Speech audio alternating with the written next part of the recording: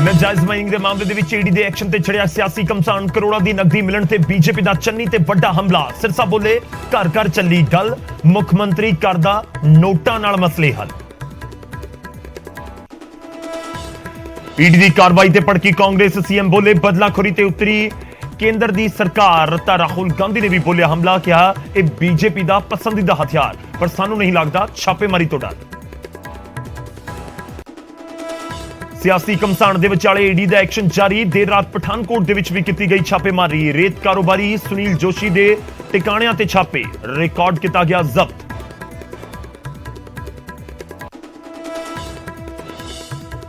ਸਿੱਧੂ ਖਿਲਾਫ ਕੈਪਟਨ ਨੂੰ ਸਿਆਸੀ ਮੈਦਾਨ ਦੇ ਵਿੱਚ ਉਤਾਰਨ ਦੀ ਉੱਠੀ ਮੰਗ। ਨਿਊਜ਼ 18 ਤੇ ਬੋਲੇ ਹਰਜੀਤ ਗਰੇਵਾਲ, ਸਿੱਧੂ ਖਿਲਾਫ ਚੋਣ ਲੜਨ ਕੈਪਟਨ ਅਮਰਿੰਦਰ ਸਿੰਘ। ਸਿੱਧੂ ਨੂੰ ਹਰਾਉਣ ਦਾ ਰੱਖਦੇ ਨੇ ਦਮ।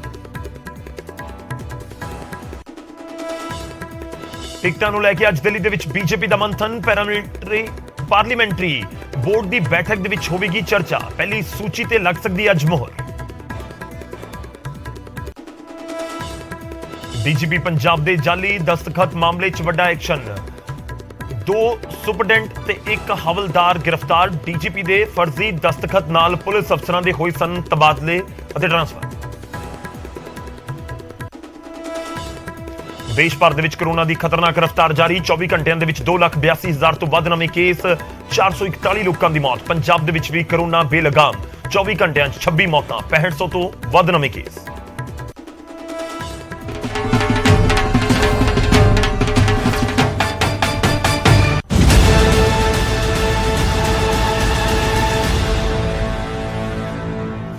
ਸਤਿ ਸ੍ਰੀ ਅਕਾਲ, ਸਵਾਗਤ ਹੈ। ਗੌਰਵ ਸ਼ੁਕਲਾ ਮੈਂ ਹਾਂ ਤੁਹਾਡੇ ਨਾਲ। ਬੁਲੇਟਿਨ ਦਾ ਆਗਾਜ਼ ਕਰਨ ਜਾ ਰਹੇ ਹਾਂ। ਸਭ ਤੋਂ ਪਹਿਲਾਂ ਗੱਲ ਈਡੀ ਦੇ ਐਕਸ਼ਨ ਦੀ।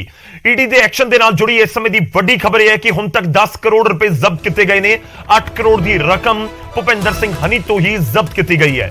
ਭੁਪਿੰਦਰ ਸਿੰਘ ਹਨੀ ਮੁੱਖ ਮੰਤਰੀ ਦਾ ਰਿਸ਼ਤੇਦਾਰ ਹੈ ਤੇ ਜਿਸ ਦੇ ਉੱਤੇ ਈਡੀ ਦੇ ਵੱਲੋਂ ਐਕਸ਼ਨ ਲਿਆ ਗਿਆ। ਤੇ ਤੁਹਾਨੂੰ ਦੱਸ ਦਈਏ ਕਿ 10 ਕਰੋੜ ਦੀ ਜਿਹੜੀ ਹੁਣ ਤੱਕ ਦੀ ਰਕਮ ਬਰਾਮਦ ਕੀਤੀ ਗਈ ਹੈ ਤੇ ਉਸ ਦੇ ਵਿੱਚੋਂ 8 ਕਰੋੜ ਦੀ ਰਕਮ ਭੁਪਿੰਦਰ ਸਿੰਘ ਹਨੀ ਤੋਂ ਹੀ ਜ਼ਬਤ ਹੋਈ ਹੈ। ਤੇ ਈਡੀ ਦਾ ਐਕਸ਼ਨ ਲਗਾਤਾਰ ਜਾਰੀ ਹੈ। ਕੱਲ ਤੋਂ ਹੀ ਈਡੀ ਦੇ ਵੱਲੋਂ ਵੱਖ-ਵੱਖ ਥਾਵਾਂ ਦੇ ਉੱਤੇ ਛਾਪੇਮਾਰੀ ਕੀਤੀ ਗਈ ਹੈ। ਮੁੱਖ ਮੰਤਰੀ ਦੇ ਰਿਸ਼ਤੇਦਾਰ ਦੇ ਉੱਤੇ ਐਕਸ਼ਨ ਲਿਆ ਗਿਆ ਈਡੀ ਦੇ ਵੱਲੋਂ ਤੇ ਇਸ ਦੇ ਨਾਲ ਕਈ ਲੋਕਾਂ ਦੇ ਉੱਤੇ ਵੀ ਐਕਸ਼ਨ ਲਿਆ ਗਿਆ ਹੈ। ਕਰੀਬ 12 ਲੋਕਾਂ ਦੇ ਉੱਤੇ ਜਿਹੜੀ ਇਹ ਕਾਰਵਾਈ ਕੀਤੀ ਗਈ ਹੈ। ਤੇ ਈਡੀ ਦੀ ਕਾਰਵਾਈ ਦੇ ਨਾਲ ਜੁੜੀ ਇਸ ਸਮੇਂ ਦੀ ਵੱਡੀ ਖਬਰ ਹੈ। ਲਗਾਤਾਰ ਈਡੀ ਦੀ ਛਾਪੇਮਾਰੀ ਜਾਰੀ ਹੈ। ਜਾਣਕਾਰੀ ਇਹ ਵੀ ਹੈ ਕਿ ਪਠਾਨਕੋਟ ਦੇ ਵਿੱਚ ਵੀ ਛਾਪੇਮਾਰੀ ਕੀਤੀ ਗਈ ਹੈ ਈਡੀ ਦੇ ਵੱਲੋਂ। ਤਾਂ ਇਲੈਕਸ਼ਨ ਦੇ ਇਸ ਦੌਰ ਦੇ ਵਿਚਾਲੇ ਛਾਪੇਮਾਰੀਆਂ ਦਾ ਦੌਰ ਈਡੀ ਦੇ ਵੱਲੋਂ ਜਾਰੀ ਹੈ ਤੇ ਈਡੀ ਨੇ ਹੁਣ ਤੱਕ 10 ਕਰੋੜ ਰੁਪਏ ਜ਼ਬਤ ਕੀਤੇ ਨੇ।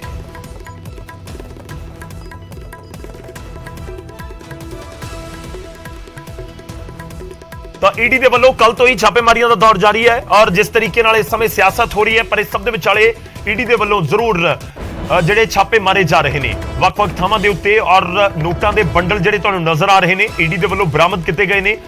ਜਾਣਕਾਰੀ ਇਹ ਮਿਲ ਰਹੀ ਹੈ ਕਿ ਹੁਣ ਤੱਕ 10 ਕਰੋੜ ਰੁਪਇਆ ਈਡੀ ਦੇ ਵੱਲੋਂ ਜ਼ਬਤ ਕਰ ਲਿਆ ਗਿਆ। ਇੱਕ ਵੱਡੀ ਰਕਮ ਹੁੰਦੀ ਹੈ 10 ਕਰੋੜ ਰੁਪਏ ਤੇ 10 ਕਰੋੜ ਦੀ ਜਿਹੜੀ ਜ਼ਬਤ ਕੀਤੀ ਗਈ ਰਕਮ ਹੈ, ਜਾਣਕਾਰੀ ਇਹ ਵੀ ਹੈ ਕਿ ਉਸ ਦੇ ਵਿੱਚੋਂ 8 ਕਰੋੜ ਤਾਂ ਭੁਪਿੰਦਰ ਸਿੰਘ ਹਨੀ ਤੋਂ ਹੀ ਬਰਾਮਦ ਕੀਤੇ ਗਏ ਨੇ। ਭੁਪਿੰਦਰ ਸਿੰਘ ਹਨੀ ਮੁੱਖ ਮੰਤਰੀ ਦਾ ਰਿਸ਼ਤੇਦਾਰ। ਸੀਐਮ ਨੇ ਖੁਦ ਜ਼ਿਕਰ ਕੀਤਾ ਸੀ ਨਿਊਜ਼ 18 ਪੰਜਾਬ ਦੀ ਇੰਟਰਵਿਊ ਦੇ ਵਿੱਚ। ਮੁੱਖ ਮੰਤਰੀ ਦੀ ਪਤਨੀ ਦਾ ਭਾਣਜਾ ਹੈ ਭੁਪਿੰਦਰ ਸਿੰਘ ਹਨੀ, ਜਿਸ ਦੇ ਉੱਤੇ ਈਡੀ ਦੇ ਵੱਲੋਂ ਐਕਸ਼ਨ ਕੀਤਾ ਗਿਆ।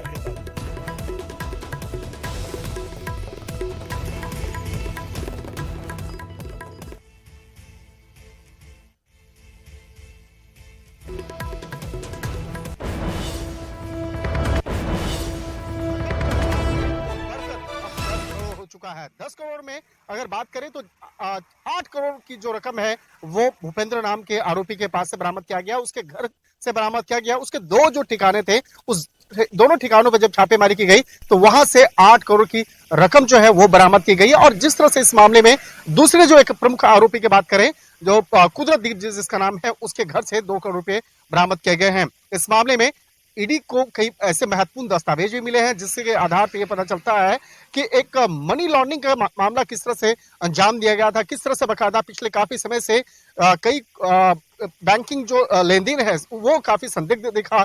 और उसी संदिग्ध मामलों की तफ्तीश के दौरान ये भी पता चला कई ऐसे भी दस्तावेज मिले हैं जिसमें कि भूपेंद्र और कुदरतदीप दोनों एक ही कंपनी के डायरेक्टर हैं। आखिर क्या उसका मकसद था। हालांकि उस कंपनी से बहुत ज्यादा लेन देन नहीं किया गया, लेकिन जिस तरह से बैंकिंग ट्रांजैक्शन मिले हैं, जिस तरह से करोड़ रुपए का लेन देन की जानकारी मिली है, लिहाजा इस मामले की जानकारी को देखते हुए तमाम जो इनपुट जो है वो इकट्ठा किया जा रहा है। इसके साथ ही आज भी कई लोकेशन पर जाकर ईडी की टीम उन तमाम दस्तावेज को खंगालने का प्रयास कर रही है। इसके साथ ही उससे जुड़े तमाम जो डिटेल्स जो है बकायदा उन आरोपियों से लिया जा रहा है। कहा जा सकता है कि आने वाले वक्त में इस मामले पर कई और बड़े खुलासे केंद्रीय जांच एजेंसी ईडी के द्वारा किया जा सकता है।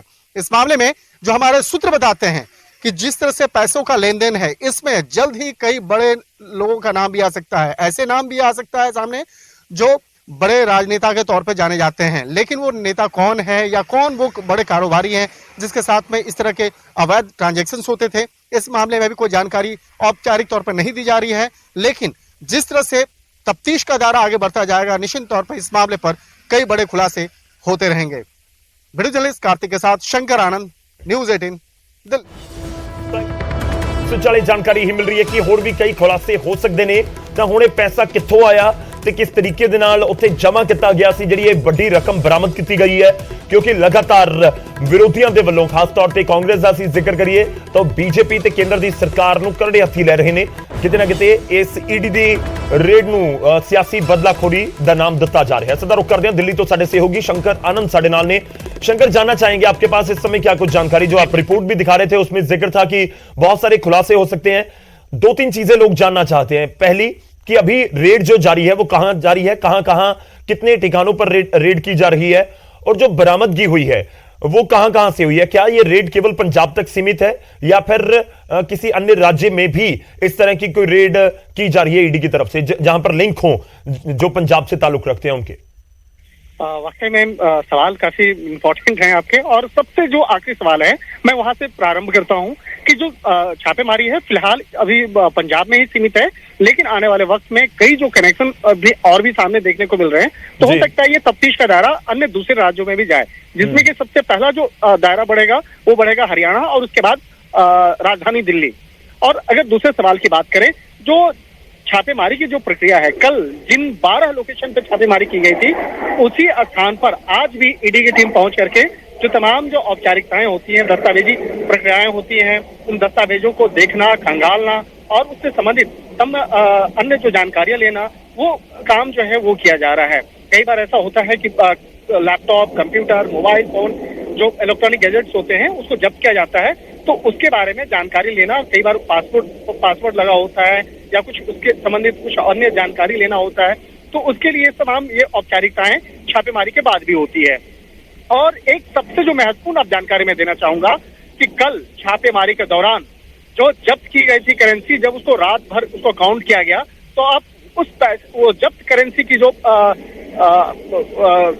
वैल्यू है वो बताया गया है कि 10 करोड़ रुपया नगद बरामद किया गया है। ईडी के द्वारा जब्त किए गए अमाउंट, उसकी जो रकम बताई जा रही है 10 करोड़, जिसमें कि 8 करोड़ रुपया भूपेंद्र के 2 लोकेशन से बरामद किया गया है। भूपेंद्र की अगर बात करें तो जिस तरह से पंजाब के मुख्यमंत्री के साथ में उनका रिश्तेदारी की बात सामने आई, और उसके बाद भूपेंद्र पे जिस तरह से इल्जाम लगे, तो उस इल्जाम के तहत देखा जाए कि 8 करोड़ रुपया उसके 2 ठिकानों से बरामद होना अपने आप में बहुत बड़ी बात कही जा रही है। 8 करोड़ रुपया भूपेंद्र के यहाँ से और 2 करोड़ रुपया अन्य आरोपी के आवास से बरामद किया गया है। अब उस पैसे के बारे में बाद में विस्तार से बकायदा उस पूछताछ के लिए उसे नोटिस भेजा जाएगा, उसके बाद पूछताछ की प्रक्रिया होगी।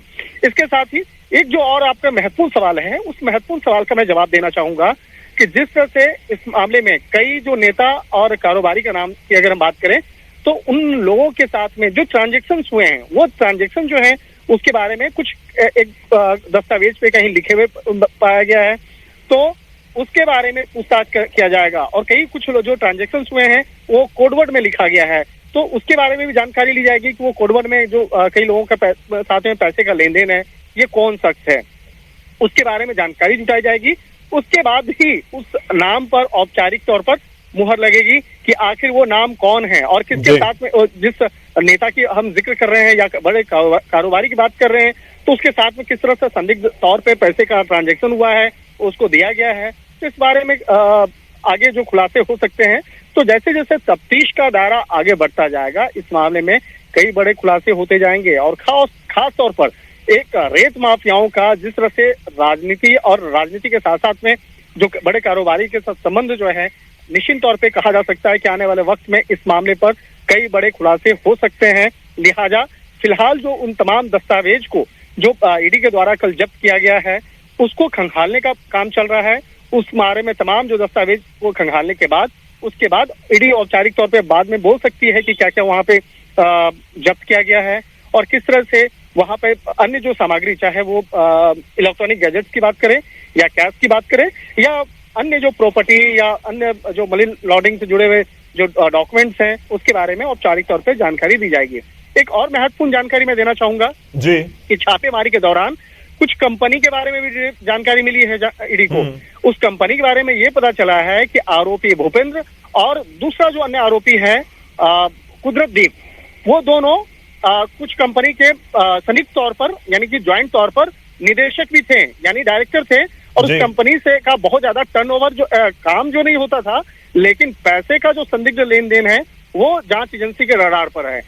एक तरह से कहा जा सकता है कि कंपनी के द्वारा बहुत ज्यादा प्रोडक्शन हो नहीं रहा है, लेकिन पैसे का लेन देन होने की जानकारी मिली है। तो ये भी मामला काफी संदिग्ध है, ये मामला अभी काफी महत्वपूर्ण है जांच एजेंसी के लिए। लिहाजा इस मामले की गंभीरता को देखते हुए उसे भी खंगाला जाएगा कि किस तरह से संयुक्त तौर पर कुछ कंपनी के डायरेक्टर बने दोनों, और उसके बाद कंपनी से जुड़े हुए जो पैसे का लेन देन है उसके बारे में भी औपचारिक तौर पर जानकारी मांगी जाएगी। तो एक तरह से कह सकते हैं कई इनपुट्स हैं, कई महत्वपूर्ण मुद्दे हैं जिसको आने वाले वक्त में जांच एजेंसी जब पूर्ण तौर पर खंगालेगी उसके बाद जब पूछताछ के लिए नोटिस भेजा जाएगा उसके बाद कई बड़े खुलासे हो सकते हैं इस मामले में। जी शुक्रिया शंकर, ਧੰਨਵਾਦ ਸਾਡੇ ਨਾਲ ਜੁੜਨ ਦੇ ਲਈ, ਤਫਸੀਲ ਦੇ ਨਾਲ ਇਹ ਪੂਰੀ ਜਾਣਕਾਰੀ ਦੇਣ ਦੇ ਲਈ। ਅੱਗੇ ਵੀ ਤੁਹਾਡੇ ਤੋਂ ਇਨਫੋਰਮੇਸ਼ਨ ਲੈਂਦੇ ਰਹਾਂਗੇ। ਦੋ ਤਿੰਨ ਚੀਜ਼ਾਂ ਨੇ ਜੋ ਸ਼ੰਕਰ ਆਨੰਦ ਦੇ ਵੱਲੋਂ ਬਹੁਤ ਅਹਿਮ ਜਾਣਕਾਰੀ ਸਾਂਝੀ ਕੀਤੀ ਗਈ ਹੈ। ਪੁਆਇੰਟ ਨੰਬਰ 1 ਕਿ ਫਿਲਹਾਲ ਜਿਹੜੀਆਂ ਈਡੀ ਦੀਆਂ ਰੇਡਸ ਨੇ ਉਹ ਪੰਜਾਬ ਤੱਕ ਸੀਮਿਤ ਨੇ। ਹੁਣ ਜਿਨ੍ਹਾਂ ਦੇ ਉੱਤੇ ਪੰਜਾਬ ਦੇ ਵਿੱਚ ਰੇਡ ਕੀਤੀ ਜਾ ਰਹੀ ਹੈ, ਜੇਕਰ ਉੱਥੋਂ ਕੋਈ ਦਸਤਾਵੇਜ਼ ਅਜਿਹੇ ਮਿਲਦੇ ਨੇ ਕਿ ਉਹ ਪੰਜਾਬ ਤੋਂ ਬਾਹਰ ਵੀ ਕਿਤੇ ਲਿੰਕ ਨਿਕਲਦੇ ਨੇ ਤਾਂ ਉੱਥੇ ਵੀ ਈਡੀ ਲਾਜ਼ਮੀ ਤੌਰ ਤੇ ਕਾਰਵਾਈ ਕਰ ਸਕਦੀ ਹੈ। ਪੁਆਇੰਟ ਨੰਬਰ 2 ਕੁਝ ਜਿਹੜੇ ਦਸਤਾਵੇਜ਼ ਜਿਹੜੇ ਬਰਾਮਦ ਹੋਏ ਨੇ ਉਸ ਦੇ ਵਿੱਚ ਕੁਝ ਟ੍ਰਾਂਜੈਕਸ਼ਨਸ ਦਾ ਜ਼ਿਕਰ ਹੈ ਤੇ ਇੱਥੋਂ ਤੱਕ ਜਾਣਕਾਰੀ ਮਿਲ ਰਹੀ ਹੈ ਕਿ ਕੁਝ ਵੱਡੇ ਆਗੂਆਂ ਦਾ ਨਾਮ, ਸਿਆਸੀ ਆਗੂਆਂ ਦਾ ਨਾਮ ਵੀ ਉਹਨਾਂ ਟ੍ਰਾਂਜੈਕਸ਼ਨਸ ਦੇ ਵਿੱਚ ਹੋ ਸਕਦਾ ਹੈ। ਇਹ ਵੀ ਫਿਲਹਾਲ ਜੋ ਸਾਡੇ ਸੋਰਸਿਸ ਜਾਣਕਾਰੀ ਦੇ ਰਹੇ ਨੇ। ਪੁਆਇੰਟ ਨੰਬਰ 3 ਕਿ 10 ਕਰੋੜ ਰੁਪਇਆ ਬਰਾਮਦ ਕੀਤਾ ਗਿਆ, ਜਿਸ ਦੇ ਵਿੱਚੋਂ 8 ਕਰੋੜ, ਜਿਵੇਂ ਅਸੀਂ ਤੁਹਾਨੂੰ ਪਹਿਲਾਂ ਵੀ ਜਾਣਕਾਰੀ ਦੇ ਰਹੇ ਹਾਂ ਕਿ ਭੁਪਿੰਦਰ ਸਿੰਘ ਹਨੀ ਦੇ ਕੋਲੋਂ ਹੀ ਇਹ 8 ਕਰੋੜ ਰੁਪਇਆ ਬਰਾਮਦ ਹੋ ਗਿਆ 10 ਦੇ ਵਿੱਚੋਂ, ਜਿਹੜੇ ਉਹਨਾਂ ਦੇ ਟਿਕਾਣਿਆਂ ਦੇ ਉੱਤੇ ਛਾਪੇਮਾਰੀ ਕੀਤੀ ਗਈ ਸੀ। ਭੁਪਿੰਦਰ ਸਿੰਘ ਹਨੀ ਮੁੱਖ ਮੰਤਰੀ ਚਰਨਜੀਤ ਸਿੰਘ ਚੰਨੀ ਦੇ ਰਿਸ਼ਤੇਦਾਰ ਨੇ, ਮੁੱਖ ਮੰਤਰੀ ਦੀ ਪਤਨੀ ਦੇ ਭਾਣਜੇ ਨੇ ਭੁਪਿੰਦਰ ਸਿੰਘ ਹਨੀ। ਇਹ ਸੀਐਮ ਦੇ ਵੱਲੋਂ ਖੁਦ ਜਾਣਕਾਰੀ ਦਿੱਤੀ ਗਈ ਸੀ। ਤਾਂ ਹੁਣ ਇਹ ਪੂਰਾ ਐਕਸ਼ਨ ਜਾਰੀ ਹੈ। ਫਿਲਹਾਲ ਜੋ ਸਾਡੇ ਸਹਿਯੋਗੀ ਜਾਣਕਾਰੀ ਦੇ ਰਹੇ ਸਨ ਕਿ ਈਡੀ ਦਾ ਐਕਸ਼ਨ ਫਿਲਹਾਲ ਵੀ ਜਾਰੀ ਹੈ ਔਰ ਪੰਜਾਬ 'ਚ ਵੱਖ-ਵੱਖ ਥਾਵਾਂ ਦੇ ਉੱਤੇ ਈਡੀ ਦੇ ਵੱਲੋਂ ਰੇਡ ਕੀਤੀ ਜਾ ਰਹੀ ਹੈ। ਤਾਂ ਈਡੀ ਦੀ ਇਹ ਵੱਡੀ ਕਾਰਵਾਈ ਤੁਸੀਂ ਕਹਿ ਸਕਦੇ ਹੋ। ਔਰ ਈਡੀ ਜਿਸ ਤਰੀਕੇ ਨਾਲ ਐਕਸ਼ਨ ਲੈਂਦਾ ਹੈ ਇਹ ਸਾਫ਼ ਹੈ ਕਿ ਜਦੋਂ ਰੇਡ ਕਰਨ ਪਹੁੰਚਦੇ ਨੇ, ਅਸੀਂ ਪਿਛਲੇ ਕੁਝ ਸਮੇਂ ਦੇ ਵਿੱਚ ਦੇਖਿਆ ਕਿ ਬਹੁਤ ਲੰਬੀਆਂ ਰੇਡਸ ਚੱਲਦੀਆਂ ਨੇ, ਕਈ ਘੰਟਿਆਂ ਤੱਕ ਰੇਡਸ ਚੱਲਦੀਆਂ ਨੇ ਤੇ ਵੱਖ-ਵੱਖ ਥਾਵਾਂ ਤੇ ਕੱਲ ਸਵੇਰ ਤੋਂ ਹੀ ਈਡੀ ਦੀ ਟੀਮਾਂ ਪਹੁੰਚੀਆਂ ਹੋਈਆਂ ਨੇ। ਇਨਫੋਰਸਮੈਂਟ ਡਾਇਰੈਕਟੋਰੇਟ ਯਾਨੀ ਕਿ ਜਿਹੜੇ ਮਨੀ ਲਾਂਡਰਿੰਗ ਦੇ ਮਾਮਲੇ ਦੇ ਵਿੱਚ ਤਾਰ ਜੁੜੇ ਹੁੰਦੇ ਨੇ ਉੱਥੇ ਜਾ ਕੇ ਈਡੀ ਦੇ ਵੱਲੋਂ ਕਾਰਵਾਈ ਕੀਤੀ ਜਾਂਦੀ ਹੈ। ਉਧਰ ਈਡੀ ਦੀ ਰੇਡ ਦੇ ਉੱਤੇ ਬੀਜੇਪੀ ਦੇ ਆਗੂ ਮਨਜਿੰਦਰ ਸਿੰਘ ਸਿਰਸਾ ਨੇ ਟਵੀਟ ਕਰਕੇ ਸੀਐਮ ਚੰਨੀ ਦੇ ਉੱਤੇ ਵੱਡਾ ਹਮਲਾ ਬੋਲਿਆ ਹੈ। ਸਿਆਸੀ ਜਿਹੜੀ ਬਿਆਨਬਾਜ਼ੀ ਹੈ ਉਹ ਵੀ ਜਾਰੀ ਹੈ। ਮਨਜਿੰਦਰ ਸਿੰਘ ਸਿਰਸਾ ਨੇ ਟਵੀਟ ਕੀਤਾ ਤੇ ਲਿਖਿਆ ਕਿ ਘਰ ਘਰ ਚੱਲੀ ਗੱਲ, ਚੰਨੀ ਕਰਦਾ ਨੋਟਾਂ ਨਾਲ ਮਸਲੇ ਹੱਲ। ਇਮਾਨਦਾਰੀ ਦਾ ਢੋਂਗ ਰਚਣ ਵਾਲੇ ਪੰਜਾਬ ਦੇ ਮੁੱਖ ਮੰਤਰੀ ਚਰਨਜੀਤ ਸਿੰਘ ਚੰਨੀ ਦੇ ਭਤੀਜੇ ਦੇ ਘਰ ਤੋਂ 4 ਕਰੋੜ ਦੀ ਨਕਦੀ ਮਿਲਣਾ ਸਾਬਿਤ ਕਰਦਾ ਹੈ ਕਿ ਪੰਜਾਬ ਦੇ ਵਿੱਚ ਪੂਰੀ ਕਾਂਗਰਸ ਸਰਕਾਰ ਮਾਫੀਆ ਦੇ ਹੱਥਾਂ ਦੇ ਵਿੱਚ ਵੇਚ ਦਿੱਤੀ ਗਈ ਹੈ। ਕਹਿ ਰਹੇ ਖੁਦ ਸੀਐਮ ਚੰਨੀ ਜ਼ਿਕਰ ਕਰਦੇ ਨੇ ਕਿ ਘਰ ਘਰ ਚੱਲੀ ਗੱਲ, ਚੰਨੀ ਕਰਦਾ ਮਸਲੇ ਹੱਲ। ਤਾਂ ਇੱਕ ਕਾਂਗਰਸ ਦੇ ਵੱਲੋਂ ਬਹੁਤ ਕਿਹਾ ਜਾਂਦਾ ਹੈ, ਪਰ ਉਸ ਦੇ ਉੱਤੇ ਹੀ ਕਿਤੇ ਨਾ ਕਿਤੇ ਤੰਜ ਕੱਸਦੇ ਮਨਜਿੰਦਰ ਸਿਰਸਾ ਨਜ਼ਰ ਆ ਰਹੇ ਨੇ।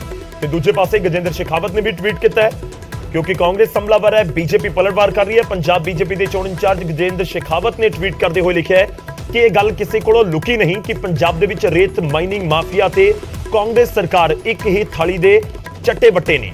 ਈਡੀ ਦੇ ਛਾਪੇ ਦੇ ਵਿੱਚ ਸਬੂਤ ਸਾਫ਼ ਨਜ਼ਰ ਆ ਰਿਹਾ ਹੈ। ਤਾਂ ਈਡੀ ਦੀ ਰੇਡ ਦੇ ਉੱਤੇ ਸਿਆਸਤ ਭਗਦੀ ਹੋਈ ਨਜ਼ਰ ਆ ਰਹੀ ਹੈ। ਰੁਕ ਕਰਦੇ ਹਾਂ ਇਸ ਸਮੇਂ ਫੋਨ ਲਾਈਨ ਤੇ ਸਾਡੇ ਨਾਲ ਨੇ, ਸਾਡੇ ਨਾਲ ਇਸ ਸਮੇਂ ਮੌਜੂਦ ਨੇ ਕੁਲਦੀਪ ਵੈਦ ਜੀ, ਕਾਂਗਰਸ ਦੇ ਸੀਨੀਅਰ ਲੀਡਰ ਨੇ, ਵਿਧਾਇਕ ਨੇ। ਵੈਦ ਸਾਹਿਬ ਬਹੁਤ ਬਹੁਤ ਸਵਾਗਤ ਹੈ। ਦੇਖੋ ਬੀਜੇਪੀ ਬਹੁਤ ਹਮਲਾਵਰ ਹੈ ਤੇ ਦੂਜੇ ਪਾਸੇ ਈਡੀ ਦਾ ਐਕਸ਼ਨ ਜਾਰੀ ਹੈ। 10 ਕਰੋੜ ਰੁਪਇਆ ਬਰਾਮਦ ਹੋਇਆ, ਉਸ ਦੇ ਵਿੱਚੋਂ 8 ਕਰੋੜ ਜਿਹੜਾ ਮੁੱਖ ਮੰਤਰੀ ਦੇ ਰਿਸ਼ਤੇਦਾਰ ਦੱਸੇ ਜਾ ਰਹੇ ਨੇ ਉਹਨਾਂ ਦੇ ਕੋਲੋਂ ਹੀ ਬਰਾਮਦ ਹੋਏ ਨੇ। ਗੌਰਵ ਜੀ, ਮੈਂ ਨਾ ਤਾਂ FIR ਨੂੰ ਰੱਦ ਕਰਦਾ ਆ ਜੀ। 2018 ਦੀ FIR ਹੈ। ਟਾਈਮਿੰਗ ਜਿਹੜੀ ਈਡੀ ਨੇ ਚੂਜ਼ ਕੀਤੀ ਹੈ ਉਹ ਕੁਐਸਚਨ ਮਾਰਕ ਹੈ। ਇਹ ਰੇਡ ਪਹਿਲਾਂ ਕਿਉਂ ਨਹੀਂ ਕੀਤੀ ਗਈ? 20 ਫਰਵਰੀ ਨੂੰ ਚੋਣਾਂ ਨੇ, ਉਸ ਤੋਂ ਬਾਅਦ ਚ ਕਿਉਂ ਨਹੀਂ ਕੀਤੀ ਗਈ? ਇਹ ਬੜੇ ਸਵਾਲੀਆ ਚਿੰਨ੍ਹ ਨੇ ਕਿ ਜਦੋਂ ਵੀ ਕਿਤੇ ਹਿੰਦੁਸਤਾਨ 'ਚ ਵੀ ਇਲੈਕਸ਼ਨਸ ਹੋਈਆਂ ਨੇ ਤਾਂ ਇਹ ਦੇਖਣ ਵਿੱਚ ਆਇਆ, ਚਾਹੇ ਉਹ ਵੈਸਟ ਬੰਗਾਲ ਦੀ ਇਲੈਕਸ਼ਨ ਸੀ, ਚਾਹੇ ਉਹ ਰਾਜਸਥਾਨ ਦੀ ਸੀ, ਚਾਹੇ ਉਹ ਕਰਨਾਟਕਾ ਦੀ ਸੀ, ਉਸ ਸਮੇਂ BJP ਨੇ ਜਿਹੜੀਆਂ ਸਾਡੀਆਂ ਇਹ ਏਜੰਸੀਆਂ ਨੇ, ਚਾਹੇ CBI ਹੈ, ਚਾਹੇ ਸਾਡੀ NIA ਹੈ, ਚਾਹੇ NCB ਹੈ, ਚਾਹੇ ED ਹੈ, ਇਹਨਾਂ ਨੇ ਉਸ ਸਮੇਂ ਕੋਈ ਨਾ ਕੋਈ ਐਕਸ਼ਨ ਕੀਤਾ ਹੈ। ਸਾਨੂੰ ਟਾਈਮਿੰਗ ਉੱਤੇ ਬੜੇ ਵੱਡੇ ਸਵਾਲ ਨੇ। ਇਹ ਮੈਂ ਕੱਲ ਵੀ ਕਿਹਾ ਸੀ, ਇਹ ਅੱਜ ਵੀ ਮੈਂ ਕਹਿਣਾ, ਇਹ ਚੀਜ਼ਾਂ ਇਲੈਕਸ਼ਨ ਦੇ ਵਿੱਚ ਲੀਡਰਾਂ ਨੂੰ ਦਬਾਉਣ ਵਾਸਤੇ ਕੀਤੀਆਂ ਜਾਂਦੀਆਂ। ਵੈਦ ਸਾਹਿਬ, BJP ਬਹੁਤ ਹਮਲਾਵਰ ਹੈ। ਗਜੇਂਦਰ ਸ਼ੇਖਾਵਤ, ਮਨਜਿੰਦਰ ਸਿੰਘ ਸਿਰਸਾ ਇਲਜ਼ਾਮ ਲਗਾ ਰਹੇ ਨੇ ਕਿ ਰੇਤ ਮਾਫੀਆ ਤੇ ਕਾਂਗਰਸ ਦੇ ਆਗੂ ਮਿਲੇ ਹੋਏ ਨੇ। ਸਿਰਸਾ ਦਾ ਟਵੀਟ ਉਮੀਦ ਹੈ ਤੁਸੀਂ ਦੇਖਿਆ ਹੋਵੇਗਾ। ਉਹਨਾਂ ਨੇ ਤਾਂ ਇੱਕ ਲਾਈਨ ਲਿਖੀ ਹੈ ਕਿ ਘਰ ਘਰ ਚੱਲੀ ਗੱਲ, ਚੰਨੀ ਕਰਦਾ ਨੋਟਾਂ ਨਾਲ ਮਸਲੇ ਹੱਲ। ਇਸ ਤਰੀਕੇ ਦੇ ਸਿਆਸੀ ਹਮਲੇ ਕੀਤੇ ਜਾ ਰਹੇ ਨੇ ਸਿੱਧਾ CM ਦੇ ਉੱਤੇ। ਇਲੈਕਸ਼ਨ ਦਾ ਟਾਈਮ ਚੱਲ ਰਿਹਾ। ਆਪੋਜੀਸ਼ਨ ਪਾਰਟੀਆਂ ਸਾਡੀਆਂ ਜਿਹੜੀਆਂ ਨੇ, ਜਿਹੜੀ ਤੁਸੀਂ ਸਰਦਾਰ ਮਨਜਿੰਦਰ ਸਿੰਘ ਸਿਰਸਾ ਦੀ ਗੱਲ ਕਰਦੇ ਹੋ, ਇਹਨਾਂ ਦੀ ਆਪਣੀ ਵੀ ਲਾਈਫ ਨੂੰ ਤੁਸੀਂ ਘੋਖ ਕੇ ਕਦੇ ਵੇਖੋ। ਇਹਨਾਂ ਨੂੰ, ਸਿਰਸਾ ਸਾਹਿਬ ਨੂੰ ਇਹੋ ਜਿਹੀਆਂ ਗੱਲਾਂ ਨਹੀਂ ਕਰਨੀਆਂ ਚਾਹੀਦਾ। ਠੀਕ ਹੈ, ਅੱਜ ਉਹ BJP ਚਲੇ ਗਏ, ਸ਼੍ਰੋਮਣੀ ਅਕਾਲੀ ਦਲ ਨੂੰ ਛੱਡ ਗਿਆ। ਮੈਂ ਉਹਨਾਂ ਦੀ ਕਿਸੇ ਗੱਲ ਤੇ ਕਮੈਂਟ ਨਹੀਂ ਕਰਨਾ ਚਾਹੀਦਾ, ਬਟ ਹਰ ਗੱਲ ਜਿਹੜੀ ਹੈ ਉਹਦਾ ਬੈਕਗਰਾਉਂਡ ਵੇਖ ਕੇ ਕਰਨੀ ਚਾਹੀਦੀ ਹੈ, ਤਾਂ ਪਤਾ ਲੱਗੇਗਾ ਕਿ ਅਸਲੀਅਤ ਕੀ ਹੈ। ਸਾਡੇ ਪੰਜਾਬ ਦੇ ਮੁੱਖ ਮੰਤਰੀ ਨੇ ਸਰਦਾਰ ਚਰਨਜੀਤ ਸਿੰਘ ਚੰਨੀ, ਉਹਨਾਂ ਨੇ ਬਹੁਤ ਵਧੀਆ ਕੰਮ ਕੀਤਾ। ਪੰਜਾਬ ਦੇ ਹੀ ਨਹੀਂ, ਹਿੰਦੁਸਤਾਨ ਦੇ ਸਾਰੇ ਸਭ ਤੋਂ ਵੱਧ ਪੜ੍ਹੇ ਲਿਖੇ ਚੀਫ ਮਿਨਿਸਟਰਾਂ ਵਿੱਚੋਂ ਹੈ। ਉਹਨਾਂ ਨੇ ਕਰਕੇ ਵਿਖਾਇਆ ਪ੍ਰੈਕਟੀਕਲੀ ਕੀ ਹੋਇਆ। ਸੋ BJP ਨੇ ਤਾਂ ਇਹ ਗੱਲਾਂ ਕਰਨੀਆਂ ਹੀ ਹੈ। ਠੀਕ ਹੈ, ਦੇ ਆਰ ਵੈਲਕਮ, ਕੋਈ ਗੱਲ ਨਹੀਂ। ਠੀਕ ਹੈ ਵੈਦ ਸਾਹਿਬ, ਦੇਖੋ ਪੋਲੀਟੀਕਲ ਸਟੇਟਮੈਂਟਸ ਤਾਂ ਹੁੰਦੀਆਂ ਨੇ। ਤੁਸੀਂ ਸਾਡੇ ਨਾਲ ਰਹੋ। ਮਨਜਿੰਦਰ ਸਿੰਘ ਸਿਰਸਾ ਸਾਡੇ ਨਾਲ ਜੁੜ ਚੁੱਕੇ ਨੇ, BJP ਦੇ ਸੀਨੀਅਰ ਆਗੂ ਨੇ। ਸਿਰਸਾ ਜੀ, ਤੁਸੀਂ ਸੁਣ ਰਹੇ ਹੋਵੋਗੇ, ਕਾਂਗਰਸ ਦੇ ਵਿਧਾਇਕ ਨੇ, ਸੀਨੀਅਰ ਲੀਡਰ ਨੇ ਕੁਲਦੀਪ ਵੈਦ ਜੀ ਕਹਿ ਰਹੇ ਨੇ ਕਿ ਪੋਲੀਟੀਕਲ ਸਟੇਟਮੈਂਟਸ ਨੇ ਜਿਸ ਤਰੀਕੇ ਨਾਲ ਮਨਜਿੰਦਰ ਸਿਰਸਾ ਦੇ ਰਹੇ ਨੇ। ਦੇਖੋ, ਮੈਂ ਇਹਦੇ ਕੋਈ ਪੋਲੀਟੀਕਲ ਸਟੇਟਮੈਂਟ ਵਾਲੀ ਗੱਲ ਨਹੀਂ। ਪਹਿਲੇ ਮੈਨੂੰ ਦੱਸੋ ਉਹਨਾਂ ਨੂੰ ਕਿਹੜੀ ਗੱਲ ਲੱਗਦੀ ਮੇਰੀ ਜਿਹੜੀ ਗਲਤ ਆ। ਤੁਹਾਨੂੰ ਕੀ ਲੱਗ ਰਿਹਾ ਮੈਂ ਕਿਹੜੀ ਐਸੀ ਗੱਲ ਕਹੀ ਆ ਜਿਹੜੀ ਉਹਨਾਂ ਨੂੰ ਲੱਗਦਾ ਕਿ ਖਾਲੀ ਜਿਹੜਾ ਤੁਸੀਂ ਸਲੋਗਨ ਦਾ ਵੀ ਜ਼ਿਕਰ ਕੀਤਾ ਹੈ, ਘਰ ਘਰ ਚੱਲੀ ਗੱਲ, ਉਸ ਨੂੰ ਲੈ ਕੇ ਮੈਂ ਤੇ ਕੋਈ ਗਲਤ ਗੱਲ ਨਹੀਂ ਕਹੀ ਨਾ। ਮੈਂ ਤੇ ਨਹੀਂ ਕਿਹਾ 6 ਕਰੋੜ ਰੁਪਏ ਉਹਦੇ ਕੋਲੋਂ ਕੈਸ਼ ਨਹੀਂ ਪਕੜਿਆ ਗਿਆ। ਮੈਂ ਤੇ ਕੋਈ ਗਲਤ ਗੱਲ ਨਹੀਂ ਕਹੀ। ਚੰਨੀ ਜੀ ਖੁਦ ਕਹਿੰਦੇ ਸੀ ਘਰ ਘਰ ਚੱਲੀ ਗੱਲ, ਚੰਨੀ ਕਰਦਾ ਮਸਲੇ ਹੱਲ, ਤੇ ਮੈਂ ਵੀ ਤੇ ਇਹ ਗੱਲ ਕਹੀ ਕਿ ਘਰ ਘਰ ਚੱਲੀ ਗੱਲ, ਚੰਨੀ ਜੀ ਦੇ ਨੋਟਾਂ ਨਾ ਕਰਦੇ ਮਸਲੇ ਹੱਲ। ਤੇ ਨੋਟ ਪਕੜੇ ਗਏ ਤੇ ਮੈਂ ਗੱਲ ਕਹੀ ਹੈ, ਮੈਂ ਕੋਈ ਐਸੀ ਗਲਤ ਨਹੀਂ ਕਹੀ। ਜਾਂ ਤੇ ਕਹਿਣ ਨਹੀਂ ਪਕੜੇ ਗਏ। ਨਹੀਂ, ਟਾਈਮਿੰਗ ਤੇ ਸਵਾਲ ਚੁੱਕ ਰਹੇ ਨੇ। ਉਹ ਕਹਿੰਦੇ ਇਲੈਕਸ਼ਨ ਦੇ ਵਿੱਚ ਜਾ ਕੇ ਇਹ ਪੁਰਾਣਾ ਕੇਸ ਸੀਗਾ ਤੇ ਟਾਈਮਿੰਗ ਤੇ ਸਵਾਲ। ਨਹੀਂ, ਟਾਈਮਿੰਗ ਤੇ ਸਵਾਲ ਤੇ ਉਹ ਚੁੱਕਣ ਬਈ ਜੇ ਕੋਈ ਲੀਗਲ ਕੰਮ ਕਰ ਰਿਹਾ ਹੋਵੇ, ਜਿਹੜੀ ਚੋਰੀ ਕਰਨਾ, ਇਲੀਗਲ ਕੰਮ ਕੋਈ ਵੀ ਆ, ਮਾਈਨਿੰਗ ਦਾ ਜਾਂ ਦੇਖੋ, ਪਹਿਲੀ ਗੱਲ ਇਹ ਆ, ਵੈਦ ਸਾਹਿਬ ਨੂੰ ਮੈਂ ਇੱਕ ਬੇਨਤੀ ਕਰਨਾ ਚਾਹੁੰਦਾ। ਵੈਦ ਸਾਹਿਬ, ਇਹ ਤੁਹਾਡੇ ਜਿਹੜੇ ਪੁਰਾਣੇ ਮੁੱਖ ਮੰਤਰੀ ਸੀ ਕੈਪਟਨ ਅਮਰਿੰਦਰ ਸਿੰਘ ਜੀ, ਉਹਨਾਂ ਦੇ ਵੇਲੇ ਮੁਕੱਦਮਾ ਦਰਜ ਹੋਇਆ। ਇਹ ਗੱਲ ਜਾਂ ਤੇ ਉਹ ਗੱਲ ਤਾਂ ਕੀਤੀ ਜਾ ਸਕਦੀ ਸੀ ਜੇ ਕੁਝ ਹੋਇਆ ਹੋਵੇ। ਕਿਆ ਇਨਵੈਸਟੀਗੇਸ਼ਨ ਏਜੰਸੀਜ਼ ਨੂੰ ਇਹ ਇੰਤਜ਼ਾਰ ਕਰਨਾ ਚਾਹੀਦਾ ਹੈ? ਜੇ ਹੁਣ ਇੱਥੇ ਤੁਸੀਂ ਟਾਈਮ ਮੁਕੱਦਮਾ ਦਰਜ ਕੀਤਾ ਬਿਕਰਮ ਸਿੰਘ ਮਜੀਠੀਆ ਤੇ, ਤੁਸੀਂ ਇੰਤਜ਼ਾਰ ਕੀਤਾ ਟਾਈਮ ਦਾ? ਤੁਸੀਂ ਇਹ ਦੇਖਿਆ ਬਈ ਕੱਲ ਕ੍ਰਾਈਮ ਹੋਇਆ, ਕ੍ਰਾਈਮ ਤੇ ਕਾਰਵਾਈ ਕਰਨੀ ਆ। ਹੁਣ ਜੇਕਰ ਉਹਦੇ ਘਰੋਂ ਕੈਸ਼ ਪਕੜਿਆ ਗਿਆ ਜਾਂ ਨਹੀਂ ਪਕੜਿਆ ਗਿਆ, ਔਰ 6 ਕਰੋੜ ਰੁਪਇਆ ਚੰਨੀ ਜੀ ਦੇ ਭਤੀਜੇ ਦੇ ਘਰੋਂ ਪਕੜਿਆ ਜਾਂਦਾ ਹੈ, ਚੰਨੀ ਜੀ ਦੱਸ ਸਕਦੇ ਨੇ ਇਹ ਕਿਹੜੇ ਵਾਲਾ ਕੰਮ ਸੀਗਾ? ਚੰਨੀ ਕਰਦਾ ਮਸਲੇ ਹੱਲ, ਕਿਹੜਾ ਮਸਲਾ ਹੱਲ ਕਰਨਾ 6 ਕਰੋੜ ਰੁਪਏ ਘਰ 'ਚ ਮਿਲਦਾ ਹੈ? ਮੈਂ ਤਾਂ ਚਾਹੁੰਦਾ ਕਿ ਹਰ ਸੁਧਾਰਨ ਘਰ ਦੇ ਅੰਦਰ 6 ਕਰੋੜ ਰੁਪਏ ਪਹੁੰਚੇ। ਚੰਨੀ ਜੀ ਨੂੰ ਐਸਾ ਕੋਈ ਰਸਤਾ ਕੱਢਣਾ ਚਾਹੀਦਾ। ਤੇ ਮੈਂ ਤੇ ਕੋਈ ਮੈਸੇਜ ਗਲਤ ਨਹੀਂ ਦਿੱਤਾ, ਮੈਂ ਤਾਂ ਕੋਈ ਚੰਗੀ ਗੱਲ ਕਹੀ ਆ। ਘਰ ਘਰ ਚੱਲੀ ਗੱਲ, ਚੰਨੀ ਕਰਦਾ ਪੈਸੇ ਨਾਲ ਮਸਲੇ ਹੱਲ, ਇਹ ਕੀ ਗਲਤ ਹੈ ਦੱਸੋ ਤੁਸੀਂ? ਨਹੀਂ, ਮੈਨੂੰ ਇੱਕ ਰਿਐਕਸ਼ਨ ਲੈਣ ਦਿਓ। ਉਹ ਵੈਦ ਸਾਹਿਬ ਵੀ ਕੁਝ ਕਹਿਣਾ ਚਾਹ ਰਹੇ ਨੇ। ਵੈਦ ਸਾਹਿਬ। ਗੌਰਵ ਜੀ, ਮੈਂ ਪੁੱਛਣਾ ਚਾਹੁੰਦਾ ਸਿਰਸਾ ਸਾਹਿਬ ਤੋਂ ਕਿ ਜਿਹੜਾ ਕੋਈ ਰਿਸ਼ਤੇਦਾਰ ਹੈ, ਕੀ ਉਹਦੇ ਕੰਮਾਂ ਨੂੰ ਅਸੀਂ ਆਪਣੇ ਚੀਫ ਮਿਨਿਸਟਰ ਦੇ ਕੰਮਾਂ ਨਾਲ ਜੋੜ ਸਕਦੇ ਹਾਂ? ਬਿਲਕੁਲ ਨਹੀਂ। ਇਹ ਕੋਈ ਜਿਹੜੇ ਪੈਸੇ ਫੜੇ ਗਏ ਆ, ਇਹਦੀ ਕੀ ਬੈਕਗਰਾਉਂਡ ਹੈ, ਇਹ ਤਾਂ ਹਾਲੇ ਇਨਵੈਸਟੀਗੇਸ਼ਨ ਦਾ ਪਾਰਟ ਹੈ। But how we can held responsible Channi Sahib ਦਾ ਇਹਦੇ ਵਿੱਚ ਕੋਈ ਰੋਲ ਨਹੀਂ ਹੈ। ਨਾ ਹੀ ਈਡੀ ਨੇ ਕੋਈ ਚੰਨੀ ਸਾਹਿਬ ਤੇ ਰੇਡ ਕੀਤੀ ਹੈ ਸਾਡੇ ਚੀਫ ਮਿਨਿਸਟਰ ਤੇ, ਨਾ ਹੀ ਚੀਫ ਮਿਨਿਸਟਰ ਦੇ ਕਿਸੇ ਆਪਣਾ ਘਰੋਂ ਕੋਈ ਪੈਸੇ ਫੜੇ ਗਏ ਨੇ। ਇਹ ਬਿਲਕੁਲ ਗਲਤ ਗੱਲਾਂ ਨੇ। ਜਿਹੜੀ ਸਿਰਸਾ ਸਾਹਿਬ ਗੱਲ ਕਰਦੇ, ਇਹਨਾਂ ਦਾ ਮੈਂ ਬਹੁਤ ਇੱਜ਼ਤ ਮਾਣ ਕਰਦਾ। ਮੇਰੇ ਬੜੇ ਛੋਟੇ ਵੀਰ ਨੇ, ਸਾਡਾ ਬੜਾ ਲੰਬਾ ਸਾਥ ਹੈ ਤੇ ਸਾਥ ਰਹੇਗਾ ਵੀ। ਲੇਕਿਨ ਕਿਉਂਕਿ ਇਹਨਾਂ ਨੇ ਚੰਨੀ ਸਾਹਿਬ ਦੇ ਉੱਤੇ ਤੰਜ ਕੱਸਿਆ, ਉਹਦੇ ਉੱਤੇ ਮੈਨੂੰ ਸਖਤ ਇਤਰਾਜ਼ ਹੈ। ਨਹੀਂ ਪਰ ਸਿਰਸਾ ਮੈਂ ਜੀ ਚੰਨੀ ਸਾਹਿਬ ਨਹੀਂ ਕਹਿ ਰਿਹਾ ਇਹ ਗੱਲ, ਚੰਨੀ ਜੀ ਨੇ ਗੱਲ ਕਹੀ ਆ। ਦੇਖੋ ਤੁਸੀਂ ਕਹਿ ਰਹੇ ਜੇ ਕਿ ਸਾਡੇ ਤੇ ਰਿਸ਼ਤੇਦਾਰਾਂ ਤੇ ਰੇਡ ਕੀਤੀ ਜਾ ਰਹੀ ਆ, ਸਾਡੇ ਨਾਲ ਪੋਲੀਟੀਕਲ ਵੈਂਡੇਟਾ ਕੀਤਾ ਜਾ ਰਿਹਾ ਹੈ। ਜਾਂ ਤੇ ਚੰਨੀ ਜੀ ਕਹਿੰਦੇ ਜੀ ਸਾਨੂੰ ਕੀ ਮਤਲਬ ਆ, ਰੇਡ ਕੀਤਾ ਚੰਗੀ ਗੱਲ ਆ, ਵਧਾਈ ਦੀ ਗੱਲ ਆ, ਈਡੀ ਨੂੰ ਕਰਨਾ ਚਾਹੀਦਾ, ਗਲਤ ਕੰਮ ਨੂੰ ਫੜਨਾ ਚਾਹੀਦਾ, ਅਸੀਂ ਵੀ ਫੜਾਂਗੇ। ਇਹ ਗੱਲ ਤੁਸੀਂ ਰੇਸ ਕੀਤੀ ਆ, ਮੈਂ ਨਹੀਂ ਕੀਤੀ, ਤੁਸੀਂ ਰੇਸ ਕੀਤੀ ਆ ਕਿ ਵੈਂਡੇਟਾ ਹੋ ਰਿਹਾ ਹੈ। ਤੁਸੀਂ ਕਿਹਾ ਕਿ ਸਾਡੇ ਰਿਸ਼ਤੇਦਾਰਾਂ ਤੇ ਗਲਤ ਰੇਡ ਹੋਈ ਆ, ਜਦੋਂ ਮੈਂ ਕਿਹਾ 6 ਕਰੋੜ ਰੁਪਏ ਮੌਕੇ ਤੋਂ ਫੜਿਆ ਗਿਆ, ਹੁਣ ਤੁਸੀਂ ਕਹਿ ਰਹੇ ਜੀ ਸਾਡਾ ਕੀ ਮਤਲਬ ਉਹਦੇ ਨਾਲ? ਨਹੀਂ ਬਿਲਕੁਲ ਉਹ ਜਿਹੜੇ ਦੇਖੋ ਭੁਪਿੰਦਰ ਸਿੰਘ ਚੰਨੀ ਸਾਹਿਬ ਦੇ ਰਿਸ਼ਤੇਦਾਰ, ਇਹਦੇ 'ਚ ਕੋਈ ਦੋ ਰਾਵਾਂ ਨਹੀਂ ਹੈ। ਮੈਂ ਵੀ ਉਹਨਾਂ ਦੇ ਨਾਲ ਜੁੜਿਆ ਹੋਇਆ, ਬਹੁਤ ਲੋਕ ਸਾਰੇ ਜੁੜੇ ਹੁੰਦੇ ਨੇ, ਇੱਕ ਦੂਜੇ ਦੀਆਂ ਰਿਸ਼ਤੇਦਾਰੀਆਂ ਹੁੰਦੀਆਂ ਨੇ। ਲੇਕਿਨ ਜਿਹੜੀ ਟਾਈਮਿੰਗ ਪਲੱਸ ਜਿਹੜਾ ਤੁਸੀਂ ਇਹ ਸਾਰਾ ਕੀਤਾ ਹੈ, ਇਹ ਜਦੋਂ ਵੀ ਬੀਜੇਪੀ ਦੀ ਕੋਈ ਇਲੈਕਸ਼ਨ ਸਟੇਟਾਂ ਵਿੱਚ ਹੁੰਦੀਆਂ ਤਾਂ ਬੀਜੇਪੀ ਇਹੋ ਜਿਹਾ ਕੰਮ ਜ਼ਰੂਰ ਕਰ ਦਿੱਤੀ ਹੈ। ਵੈਂਡੇਟਾ ਪੋਲਿਟਿਕਸ ਹੁੰਦੀ ਹੈ। ਰਾਜਸਥਾਨ ਵਾਲਾ ਕੇਸ ਵੇਖ ਲਓ, ਵੈਸਟ ਬੰਗਾਲ ਵਾਲਾ ਕੇਸ ਵੇਖ ਲਓ, ਆਪਣੇ ਸਾਹਮਣੇ ਹੀ ਹੈ ਸਿਰਸਾ ਸਾਹਿਬ। ਸੋ ਇਸ ਕਰਕੇ ਆਪਾਂ ਇਹ ਤਾਂ ਦੱਸੋ ਤੁਹਾਨੂੰ ਇਤਰਾਜ਼ ਟਾਈਮਿੰਗ ਤੇ ਆ ਜਾਂ 6 ਕਰੋੜ ਫੜੇ ਜਾਣ ਤੇ ਆ? ਦੇਖੋ ਸਿਰਸਾ ਸਾਹਿਬ, ਟਾਈਮਿੰਗ 18 ਦਾ ਜਿਹੜਾ ਮਸਲਾ ਸੀਗਾ, ਹੁਣ 6 ਕਰੋੜ ਰੁਪਏ ਦੀ ਹਿਸਾਬ ਕਿਤਾਬ ਤਾਂ ਜਿਨ੍ਹਾਂ ਤੋਂ ਫੜਿਆ ਗਿਆ ਉਹ ਦੇਣਗੇ। ਲੇਕਿਨ ਤੁਹਾਨੂੰ ਕੋਈ ਚਿੰਤਾ ਹੈ ਕਿ ਤੁਸੀਂ ਕਿਉਂ ਚਿੰਤਾ ਕਰ ਰਹੇ ਜੀ? ਚੀਫ ਮਿਨਿਸਟਰ ਸਾਹਿਬ ਜਿਨ੍ਹਾਂ ਨੇ ਖਾਤਾ ਆਪੇ ਜਵਾਬ ਦੇਣਗੇ ਚੰਨੀ ਜੀ, ਔਰ ਤੁਸੀਂ ਕਿਉਂ ਕਾਂਗਰਸ ਕਿਉਂ ਚਿੰਤਾ ਕਰ ਰਹੀ ਆ? ਭਾਈ ਜਿਨ੍ਹਾਂ ਨੇ ਖਾਤਾ ਆਪੇ ਜਵਾਬ ਦੇਣਗੇ। ਅਰੇ ਵੀ ਪੈਸੇ ਵੀ ਫੜੇ ਜਾਣਗੇ, 6 ਕਰੋੜ ਰੁਪਏ ਅਨਅਕਾਊਂਟਡ ਮਨੀ ਫੜੀ ਜਾਵੇ, ਉਸ ਤੋਂ ਬਾਅਦ ਆਪਾਂ ਕਹੀਏ ਸਵਾਲ ਚੁੱਕੀਏ। ਕਮਾਲੋ ਕਿ ਮੈਂ ਤਾਂ ਬੜਾ ਹੈਰਾਨ ਹੋ ਰਿਹਾ। ਤੁਹਾਨੂੰ ਵਧਾਈ ਦੇਣੀ ਚਾਹੀਦੀ ਆ, ਤੁਹਾਨੂੰ ਅੱਜ ਵਧਾਈ ਦੇਣੀ ਚਾਹੀਦੀ ਆ ਕਿ ਜਿਹੜੀ ਕਰਪਸ਼ਨ ਤੁਸੀਂ ਨਹੀਂ ਖਤਮ ਕਰ ਪਾ ਰਹੇ, ਜਿਹੜੀ ਤੁਸੀਂ ਲੈਂਡ ਮਾਈਨਿੰਗ ਲੈਂਡ ਮਾਫੀਆ ਖਤਮ ਨਹੀਂ ਕਰ ਪਾਏ, ਸੈਂਡ ਮਾਫੀਆ ਖਤਮ ਨਹੀਂ ਕਰ ਪਾਏ, ਤੁਹਾਨੂੰ ਅੱਜ ਵਧਾਈ ਦੇਣੀ ਚਾਹੀਦੀ ਆ। ਚੰਨੀ ਜੀ ਨੂੰ ਅੱਜ ਮਠਿਆਈ ਦੇ ਲੈ ਕੇ ਜਾਣਾ ਚਾਹੀਦਾ ਈਡੀ ਦੇ ਦਫ਼ਤਰ। ਸਾਹਿਬ ਮੇਰੀ ਇੱਕ ਮਿੰਟ ਸਿਰਸਾ ਸਾਹਿਬ ਮੇਰੀ ਗੱਲ ਮੈਂ ਤਾਂ ਕਹਿੰਦਾ ਤੁਹਾਨੂੰ ਅੱਜ ਤੁਹਾਨੂੰ ਸੁਣ ਲਓ ਮੇਰੀ ਗੱਲ ਸੁਣ ਲਓ। ਬਿਲਕੁਲ 100% ਇਤਰਾਜ਼ ਹੈ ਤੁਹਾਨੂੰ, 100% ਬੀਜੇਪੀ ਤੇ। ਨਹੀਂ ਮੇਰਾ ਤੁਹਾਨੂੰ ਮਾਰ ਕਿਉਂ ਲੱਗਿਆ? ਪੋਲੀਟੀਕਲ ਵੈਂਡੇਟਾ ਹੁੰਦਾ ਹੈ। ਮੈਂ ਕਿਹਾ ਚੰਨੀ ਕਰਕੇ ਚੰਨੀ ਗੱਲ ਚੰਨੀ ਕਰਕੇ ਇੱਕ ਹੀ ਕਰਕੇ ਸਰ ਪਲੀਜ਼, ਤੁਸੀਂ ਬਹੁਤ ਸੀਨੀਅਰ ਹੋ, ਦੋਵੇਂ ਲੋਕਾਂ ਤੱਕ ਗੱਲ ਪਹੁੰਚ ਸਕੇ। ਠੀਕ ਹੈ ਵੈਦ ਸਾਹਿਬ ਕੰਪਲੀਟ ਕਰ ਦਿਓ ਤੁਸੀਂ ਪਲੀਜ਼। ਇਹ ਜਿਹੜਾ ਸਿਸਟਮ ਇਹਨਾਂ ਨੇ ਕਿਹਾ, ਮੈਨੂੰ ਸਖਤ ਇਤਰਾਜ਼ ਆ ਸਿਰਸਾ ਸਾਹਿਬ ਦੇ ਇਸ ਟਵੀਟ ਦੇ ਉੱਤੋਂ, ਜਿਹੜੀ ਇਹਨਾਂ ਨੇ ਗੱਲ ਕਹੀ ਹੈ ਸਾਡੇ ਚੀਫ ਮਿਨਿਸਟਰ ਦੇ ਉੱਤੇ ਇਹਨਾਂ ਨੇ ਐਲੀਗੇਸ਼ਨ ਲਾਇਆ। ਬਿਲਕੁਲ ਚੀਫ ਮਿਨਿਸਟਰ ਦੇ ਉੱਤੇ ਐਲੀਗੇਸ਼ਨ ਇਹਨਾਂ ਨੇ ਗਲਤ ਲਾਇਆ। ਕੋਈ ਰਿਸ਼ਤੇਦਾਰ ਨੇ ਕੋਈ ਗਲਤ ਕੰਮ ਕੀਤਾ, he will face the music. ਕੋਈ ਸਾਨੂੰ ਇਤਰਾਜ਼ ਨਹੀਂ ਹੈ। ਹਾਂ, ਟਾਈਮਿੰਗ ਦੇ ਉੱਤੇ ਹਮੇਸ਼ਾ ਇਤਰਾਜ਼ ਰਹਿੰਦਾ, ਕਿਉਂਕਿ ਬੀਜੇਪੀ ਇਹੋ ਜੀ ਪੋਲਿਟਿਕਸ ਪੰਜਾਬ 'ਚ ਨਹੀਂ ਸਾਰੇ ਹਿੰਦੁਸਤਾਨ 'ਚ ਕਰਦੀ ਹੈ। ਸਰ ਸਹੀ टाइमिंग ਦੇ ਉੱਤੇ ਬਾਰ-ਬਾਰ ਸਵਾਲ ਹੋ ਕਹਿ ਰਹੇ ਕਿ ਠੀਕ ਹੈ ਜਿਸ ਨੂੰ ਕੁਝ ਗਲਤ ਦਿੱਤਾ ਕਾਰਵਾਈ ਹੋਵੇ। ਵੇਦ ਸਾਹਿਬ ਨੇ ਪੰਜਾਬ ਦੇ ਲੋਕਾਂ ਨੇ ਦੱਸਣਾ ਕੀਤਾ ਵੀ 6 ਕਰੋੜ ਰੁਪਇਆ ਚੰਨੀ ਜੀ ਦੇ ਘਰੋਂ ਫੜਿਆ ਗਿਆ। ਟਾਈਮਿੰਗ ਤੇ ਸਾਨੂੰ ਇਤਰਾਜ਼ ਹੈ, ਗਲਤ ਟਾਈਮ ਤੇ ਫੜਿਆ। ਸਾਨੂੰ ਦੱਸ ਕੇ ਆਉਂਦੇ, ਅਸੀਂ ਆਪਣੇ ਅੰਦਰ ਛੁਪਾਉਂਦੇ, ਅਸੀਂ ਲੋਕਾਂ 'ਚ ਰੱਖਦੇ, ਅਸੀਂ ਆਪਣੇ ਬੈਡਾਂ ਥੱਲੇ ਰੱਖਦੇ, ਪਰ ਦੇਖੋ ਜੀ ਗਲਤ ਕੀਤਾ, ਟਾਈਮਿੰਗ ਬੜੀ ਗਲਤ ਸੀਗੀ। ਅੱਜ ਵੇਦ ਸਾਹਿਬ ਨੇ ਸਾਰੇ ਪੰਜਾਬ ਨੂੰ ਦੱਸਣਾ ਕੀਤਾ ਇਹ ਵੀ ਅਸੀਂ 6 ਕਰੋੜ ਰੁਪਇਆ ਸਾਡੇ ਪਰਿਵਾਰਾਂ ਤੋਂ ਫੜਿਆ ਗਿਆ, ਟਾਈਮਿੰਗ ਗਲਤ ਹੋ ਗਈ, ਸਾਨੂੰ ਦੱਸ ਕੇ ਆਉਂਦੇ। ਚੰਨੀ ਜੀ ਇਹ ਆਪਣੇ ਵੇਦ ਸਾਹਿਬ ਚੰਨੀ ਜੀ ਨੂੰ ਕਹਿੰਦੇ, ਚਿੱਠੀ ਲਿਖਦੇ ਨੇ ਗਵਰਨਮੈਂਟ ਆਫ ਇੰਡੀਆ ਨੂੰ ਕਿ ਗਾਹ ਤੋਂ ਜਦੋਂ ਪੈਸੇ ਫੜਨੇ ਹੋਣ ਤੁਹਾਨੂੰ ਦੱਸ ਕੇ ਆਇਆ ਕਰੋ, ਐ ਨਾ ਆਇਆ ਕਰੋ ਅਚਾਨਕ ਤੁਸੀਂ। This is total ਝੂਠ ਐਂਡ ਫਰਾਡ ਜਿਹੜਾ ਤੁਸੀਂ ਮੈਂ ਤੁਹਾਨੂੰ ਚਿੱਠੀ ਜ਼ਰੂਰ ਪਹੁੰਚਾਉਂਗਾ ਸਰਕਾਰ ਕੋਲ। ਤੁਸੀਂ ਚਿੱਠੀ ਲਿਖੋ ਇੱਕ ਵੀ ਟਾਈਮ ਦੱਸ ਕੇ ਆਇਆ ਕਰੋ, ਵਕਤ ਦੱਸ ਕੇ ਆਇਆ ਕਰੋ, ਅਸੀਂ ਰੇਡ ਕਰਨ ਆਉਣ ਲੱਗੇ ਆ ਤੇ ਪੈਸੇ ਛੁਪਾ ਲਓ ਆਪਣੇ ਅੰਦਰ, ਕਰ ਲਓ ਸਾਰੇ ਪੈਸੇ। ਤੁਸੀਂ ਟੀਵੀ ਤੇ ਇਹ ਗੱਲ ਐਡਮਿਟ ਨਹੀਂ ਕਰਨੀ ਜਦੋਂ ਤੁਸੀਂ ਕਹਿ ਰਹੇ ਜਦੋਂ ਮੈਂ ਥੋੜਾ ਕਹਿ ਰਿਹਾ, ਤੁਸੀਂ ਕਹਿ ਰਹੇ ਜੀ ਟਾਈਮਿੰਗ ਗਲਤ ਹੋ ਗਈ। ਮੈਂ ਤੁਹਾਨੂੰ ਸਾਫ਼ ਕਹਿ ਰਿਹਾ ਜੋ ਤੁਹਾਡੀਆਂ ਸਟੇਟਮੈਂਟਸ ਨੇ ਉਹ ਵੀ ਰਿਕਾਰਡਡ ਨੇ। ਇਸ ਤਰ੍ਹਾਂ ਨਹੀਂ ਕਰੀਦਾ ਹੁੰਦਾ। ਤੁਸੀਂ ਸਾਡੇ ਮੈਂ ਕੋਈ ਗੱਲ ਮੇਰੇ ਵੀਰ ਜੀ, ਮੈਂ ਤੇਰੇ ਭਰਾ ਜੇ ਤੁਸੀਂ, ਮੈਂ ਕੋਈ ਗਲਤ ਗੱਲ ਨਹੀਂ ਕਹਿ ਰਿਹਾ। ਜਿੱਥੇ ਕਹਿ ਰਿਹਾ ਮੇਰੀ ਗੱਲ ਨੂੰ ਗਲਤ ਕਿੱਥੇ ਆ? ਤੁਸੀਂ ਟਾਈਮਿੰਗ ਕਿਹਾ ਤੇ ਮੈਂ ਤੁਹਾਡੇ ਨਾਲ ਸਾਥ ਦਿੱਤਾ ਹੈ। ਮੈਂ ਕਿਹਾ ਬਿਲਕੁਲ ਜੀ ਗਲਤ ਟਾਈਮਿੰਗ ਗਲਤ ਹੋ ਗਿਆ, ਗਲਤ ਦੱਸ ਕੇ ਹੋਣਾ ਚਾਹੀਦਾ। ਤੁਸੀਂ ਜੋ ਟਵੀਟ ਕੀਤਾ ਉਹ ਗਲਤ ਕੀਤਾ, ਸਾਨੂੰ ਉਹਦੇ ਤੇ ਸਖਤ ਇਤਰਾਜ਼ ਹੈ। ਪਰ ਮੈਂ ਤਾਂ ਕੋਈ ਗਲਤ ਗੱਲ ਕਹੀ ਨਹੀਂ। ਚੰਨੀ ਜੀ ਦਾ ਰਿਸ਼ਤੇਦਾਰ ਕੋ 6 ਕਰੋੜ ਨਹੀਂ ਮਿਲਿਆ। ਮੈਂ ਤਾਂ ਕਹਿੰਦਾ ਚੰਨੀ ਜੀ ਦਾ ਰਿਸ਼ਤੇਦਾਰ ਕੋ 6 ਕਰੋੜ ਮਿਲਿਆ, ਹਰ ਘਰ ਚੋਂ ਮਿਲਣਾ ਚਾਹੀਦਾ ਹੈ। ਦੇਖੋ ਮੈਂ ਤਾਂ ਕਹਿੰਦਾ ਚੰਨੀ ਜੀ ਐਸਾ ਕੰਮ ਕਰਨ ਕਿ ਹਰ ਘਰ 'ਚ 6 ਕਰੋੜ ਰੁਪਏ ਮਿਲੇ। ਸੁਣੋ ਤਾਂ ਸੁਣ ਕੀ ਮਾੜੀ ਗੱਲ ਆ ਸਿਰਸਾ ਸਾਹਿਬ, ਸੁਣ ਲਓ। ਕਿਸੇ ਨੂੰ ਪਤਾ ਨਹੀਂ ਲੱਗਣਾ, ਤੁਸੀਂ ਵੀ ਬੋਲੋਗੇ ਮੈਂ ਵੀ ਬੋਲੂੰਗਾ। ਜੇ ਚੰਨੀ ਸਾਹਿਬ ਦੇ ਕਿਸੇ ਰਿਸ਼ਤੇਦਾਰ ਨੇ ਕਿਸੇ ਤਰ੍ਹਾਂ ਦੀ ਕੋਈ ਗਲਤ ਗੱਲ ਹੋਈ ਆ, it's a part of investigation. ਉਹਦੇ ਵਿੱਚ ਸਾਰੀ ਨੇ ਐਲੀਗੇਸ਼ਨ ਕਾਊਂਟਰ ਐਲੀਗੇਸ਼ਨ ਸਾਰੇ ਤੇ ਹੀ ਲੱਗਦੇ ਨੇ, ਕਿਹਦੇ ਤੇ ਨਹੀਂ ਲੱਗੇ ਮੈਂ ਨਾਮ ਨਹੀਂ ਲੈਣਾ ਚਾਹੁੰਦਾ, ਤੁਹਾਨੂੰ ਵੀ ਪਤਾ ਹੈ, ਤੁਸੀਂ ਵੀ ਚੰਗੀ ਤਰ੍ਹਾਂ ਜਾਣਦੇ ਹੋ। ਸੋ ਚੰਨੀ ਸਾਹਿਬ ਦਾ ਇਸ ਕੰਮ ਦੇ ਵਿੱਚ ਕਿਸੇ ਤਰ੍ਹਾਂ ਦਾ ਵੀ ਕੋਈ ਲਾਕਾ ਦੇਕਾ ਨਹੀਂ ਹੈ। ਜਿਹੜਾ ਤੁਸੀਂ ਟਵੀਟ ਕੀਤਾ ਇਹ ਬਿਲਕੁਲ ਗਲਤ ਕੀਤਾ ਹੈ।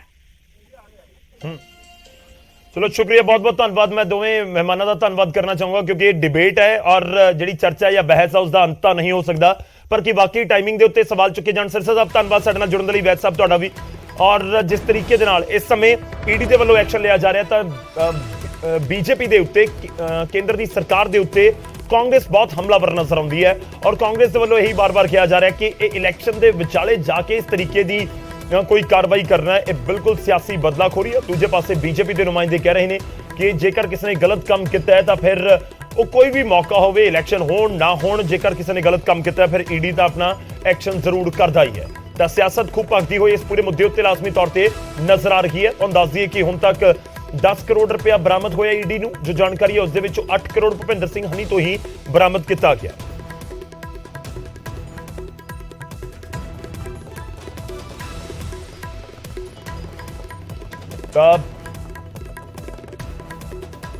ਤਾਂ ਭੁਪਿੰਦਰ ਸਿੰਘ ਮੁੱਖ ਮੰਤਰੀ ਦਾ ਰਿਸ਼ਤੇਦਾਰ ਹੈ। ਸੀਐਮ ਨੇ ਖੁਦ ਇਸ ਦਾ ਜਿਹੜਾ ਜਾਣਕਾਰੀ ਦਿੱਤੀ, ਜਿਸ ਦੇ ਵਿੱਚ ਉਹਨਾਂ ਨੇ ਜ਼ਿਕਰ ਕੀਤਾ ਸੀ ਕਿ ਮੇਰੀ ਪਤਨੀ ਦਾ ਭਾਣਜਾ ਹੈ। ਤੇ ਉਸ ਤੋਂ ਬਾਅਦ ਹੁਣ ਸਵਾਲ ਹੀ ਉੱਠ ਰਹੇ ਨੇ ਕਿ ਆਖਿਰ ਇਹ ਐਕਸ਼ਨ ਜਿਹੜਾ ਹੋਇਆ ਈਡੀ ਦਾ, ਕਿ ਵਾਕਈ ਇਸ ਨੂੰ ਚੋਣਾਂ ਦੇ ਨਾਲ ਜੋੜਿਆ ਜਾਵੇ ਜਾਂ ਨਾ ਜੋੜਿਆ ਜਾਵੇ, ਕਿਉਂਕਿ ਲਗਾਤਾਰ ਕਾਂਗਰਸ ਇਹੀ ਇਲਜ਼ਾਮ ਲਗਾ ਰਹੀ ਹੈ। ਰੁਕ ਕਰਦੇ ਹਾਂ, ਇਸ ਸਮੇਂ ਸਾਡੇ ਨਾਲ ਅਮਰਜੀਤ ਮਹਿਤਾ ਜੀ ਜੁੜ ਰਹੇ ਨੇ, ਆਮ ਆਦਮੀ ਪਾਰਟੀ ਦੇ ਸਪੋਕਸਪਰਸਨ ਨੇ। ਅਮਰਜੀਤ ਜੀ, ਸਵਾਗਤ ਹੈ। ਈਡੀ ਦੇ ਐਕਸ਼ਨ ਨੂੰ ਆਮ ਆਦਮੀ ਪਾਰਟੀ ਕਿਵੇਂ ਦੇਖ ਰਹੀ ਹੈ? ਸਰ, ਜਿਹੜਾ ਇਹ ਪਹਿਲਾਂ ਹੀ ਰਾਘਵ ਚੱਡਾ ਜੀ ਨੇ ਇੱਕ ਖੁਲਾਸਾ ਕੀਤਾ ਸੀ ਵੀ ਇਹ ਸਾਰੀ ਜਿਹੜੀ ਮਾਈਨਿੰਗ ਹੈ ਜੀ ਉਹ ਗਲਤ ਤਰੀਕੇ ਨਾਲ ਹੋ ਰਹੀ ਹੈ, ਉਹਦੇ ਉੱਤੇ ਬਹੁਤ ਜ਼ਿਆਦਾ ਮਤਲਬ ਧਾਂਦਲੀ ਹੋ ਰਹੀ ਹੈ।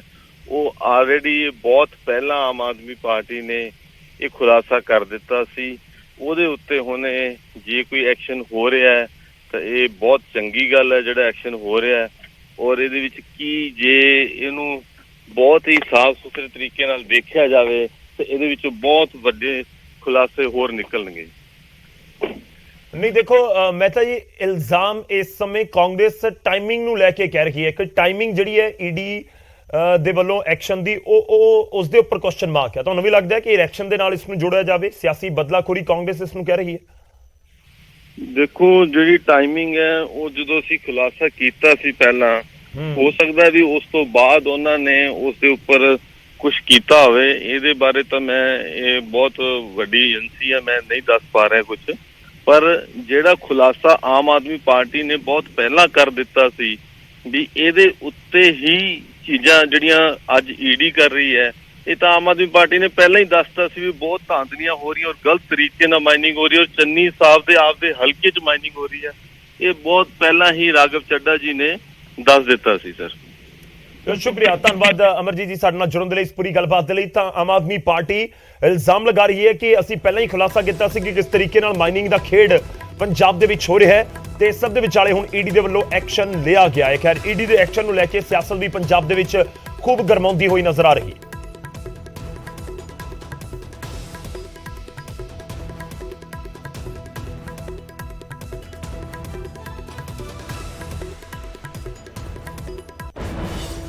ਤਾਂ ਈਡੀ ਦੀ ਕਾਰਵਾਈ ਲਗਾਤਾਰ ਜਾਰੀ ਹੈ। ਈਡੀ ਦਾ ਐਕਸ਼ਨ, ਸਿਆਸਤ ਉਸ ਦੇ ਉੱਤੇ ਖੂਬ ਹੋ ਰਹੀ ਹੈ। ਮੁੱਖ ਮੰਤਰੀ ਚੰਨੀ ਨੇ ਈਡੀ ਦੇ ਐਕਸ਼ਨ ਨੂੰ ਕੇਂਦਰ ਦੀ ਬਦਲਾਖੋਰੀ ਦੀ ਕਾਰਵਾਈ ਦੱਸਿਆ ਅਤੇ ਨਾਲ ਹੀ ਟਾਈਮਿੰਗ ਦੇ ਉੱਤੇ ਵੀ ਸਵਾਲ ਚੁੱਕੇ ਨੇ। ਜਿਹੜਾ ਫਿਰੋਜ਼ਪੁਰ ਦੇ ਵਿੱਚ ਰੈਲੀ ਵਾਲਾ ਗੱਲ ਹੋਈ ਹੈ, ਉਹ ਸਾਰੇ ਮਸਲੇ ਦੇ ਵਿੱਚ ਜਿਹੜਾ ਮੈਂ ਪੰਜਾਬੀਆਂ ਦੇ ਨਾਲ, ਪੰਜਾਬ ਦੇ ਨਾਲ ਖੜਾ ਹੋਇਆ, ਉਹਦਾ ਵੀ ਇਹ ਇੱਕ ਬਦਲਾਖੋਰੀ ਦੀ ਨੀਤੀ ਹੈ। ਜੇ ਮੈਂ ਉਸ ਦਿਨ ਰਾਤ ਨੂੰ ਗੋਲੀਆਂ ਚਲਾ ਦਿੰਦਾ, ਡਾਂਗਾਂ ਚਲਾ ਦਿੰਦਾ ਤਾਂ ਮੈਂ ਚੰਗਾ ਸੀ। ਨਹੀਂ ਚਲਾਈਆਂ, ਪੰਜਾਬੀਅਤ ਦੇ ਨਾਲ ਖੜਾ। ਇਹ ਪੰਜਾਬ ਨੂੰ ਬਦਨਾਮ ਕਰਕੇ ਗਏ, ਮੈਂ ਨਹੀਂ ਕੁਝ ਕੀਤਾ ਤਾਂ ਹੁਣ ਈਡੀ ਆ ਗਈ। ਮੇਰਾ ਨਾਮ ਨਹੀਂ ਸੀ ਕਦੇ ਵੀ, ਅੱਜ ਤੱਕ ਮੇਰਾ ਕਦੇ ਵੀ ਰੇਤੇ ਦੀ ਗੱਲ ਦੇ ਵਿੱਚ ਨਾਮ ਨਹੀਂ ਆਇਆ ਤੇ ਨਾ ਹੀ ਸਾਡੇ ਪਰਿਵਾਰ ਦਾ ਕਿਸੇ ਦਾ ਆਇਆ, ਨਾ ਹੀ ਸਾਡੇ ਕਿਸੇ ਰਿਸ਼ਤੇਦਾਰ ਦਾ ਆਇਆ। ਲੇਕਿਨ ਇਹ ਹੁਣ ਗੱਲ ਅੱਗੇ ਆਏਗੀ, ਕਿਆ ਉਹ ਕਿਸ ਤਰੀਕੇ ਦੇ ਨਾਲ ਫਸਾਉਂਦੇ, ਕਿਸ ਤਰੀਕੇ ਦੇ ਨਾਲ ਲਿਜਾਉਂਦੇ ਆ। ਅਲਟੀਮੇਟਲੀ ਮੈਨੂੰ ਉਲਝਾਉਣ ਔਰ ਦਬਾਉਣ ਦੀ ਕੋਸ਼ਿਸ਼ ਹੈ, ਜਿਹਦੇ ਵਿੱਚ ਪਰਮਾਤਮਾ ਆਪੇ ਕੱਢੇਗਾ ਸਭ। ਟਾਈਮਿੰਗ ਤੇ ਤਾਂ ਹਰ ਕੋਈ ਕਹਿ ਰਿਹਾ ਹੈ ਕਿ ਉਦੋਂ ਟਾਈਮ ਅੱਜ ਹੀ ਕਿਉਂ ਕੀਤਾ ਗਿਆ ਹੈ ਸਾਰਾ ਕੁਝ। ਜੇ ਉਹਦਾ ਨਾਮ ਸੀ ਤਾਂ 4 ਸਾਲ ਪਹਿਲਾਂ ਕਰ ਲੈਂਦੇ, ਜੇ ਉਹਦਾ ਨਾਮ ਸੀ ਤਾਂ 2 ਸਾਲ 3 ਸਾਲ 3 ਮਹੀਨੇ ਪਹਿਲਾਂ ਕਰ ਲੈਂਦੇ। ਇਹ ਸੋਨੂ ਸੂਦ ਦਾ ਟਵਿੱਟਰ ਆ ਗਿਆ ਤਾਂ ਈਡੀ ਵੀ ਆ ਗਈ। ਇਹ ਤਾਂ ਹੁਣ ਪੰਜਾਬ ਦੇ ਲੋਕ ਹਰ ਚੀਜ਼ ਨੂੰ ਸਮਝਦੇ, ਅਸੀਂ ਸਿਆਣੇ ਆ, ਇੱਥੇ ਦੇ ਲੋਕ ਪੜ੍ਹੇ ਲਿਖੇ ਆ, ਚੰਗੇ ਆ ਔਰ ਖੜਨਾ ਜਾਣਦੇ ਆ ਤੇ ਮਰਨਾ ਜਾਣਦੇ ਆ। ਕਹਿ ਰਹੇ ਨੇ ਕਿ ਬਦਲਾਖੋਰੀ ਦੀ ਕਾਰਵਾਈ ਕੇਂਦਰ ਦੀ ਸਰਕਾਰ ਦੇ ਵੱਲੋਂ ਬੀਜੇਪੀ ਦੇ ਵੱਲੋਂ ਕੀਤੀ ਜਾ ਰਹੀ ਹੈ। ਇਸ ਸਭ ਦੇ ਵਿਚਾਲੇ ਰਾਹੁਲ ਗਾਂਧੀ ਦੇ ਵੱਲੋਂ ਵੀ ਟਵੀਟ ਕਰਕੇ ਕੇਂਦਰ ਦੀ ਸਰਕਾਰ ਦੇ ਉੱਤੇ ਹਮਲਾ ਬੋਲਿਆ ਗਿਆ। ਰਾਹੁਲ ਗਾਂਧੀ ਨੇ ਆਪਣੇ ਟਵੀਟ ਦੇ ਵਿੱਚ ਲਿਖਿਆ ਹੈ ਕਿ ਈਡੀ ਦਾ ਛਾਪੇਮਾਰੀ ਕਰਨਾ ਬੀਜੇਪੀ ਦਾ ਪਸੰਦੀਦਾ ਹਥਿਆਰ ਹੈ, ਕਿਉਂਕਿ ਉਹ ਆਪਣੀਆਂ ਕਈ ਚੀਜ਼ਾਂ ਨੂੰ ਛੁਪਾਉਣਾ ਚਾਹੁੰਦੇ ਨੇ। ਹਰ ਕੋਈ ਤੁਹਾਡੇ ਵਰਗਾ ਨਹੀਂ ਹੁੰਦਾ, ਸਾਨੂੰ ਕੋਈ ਡਰ ਨਹੀਂ ਹੈ। ਤਾਂ ਈਡੀ ਦੀ ਕਾਰਵਾਈ ਨੂੰ ਲੈ ਕੇ